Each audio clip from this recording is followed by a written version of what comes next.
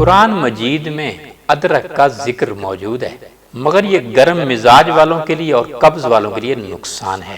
اللہ تعالیٰ فرما رہے ہیں وَيُسْقَوْنَ فِيهَا كَأْسًا كَانَ مِزَاجُهَا زَنْجَبِيلًا، اور ان کو ایسے گلاسوں میں پلایا جائے گا جن میں ادرک کی مہک ہوگی۔ سبحان اللہ۔ ادرک سنڈ جسے ڈرائی جنجر بھی کہتے ہیں، بازار میں پنساری سے ڈرائی جنجر کے نام پر بھی ملتی ہے۔ ایک ادرک تیزاب والی ہے، وہ کبھی نہ لیجئے، بغیر تیزاب والی ادرک استعمال کیجئے۔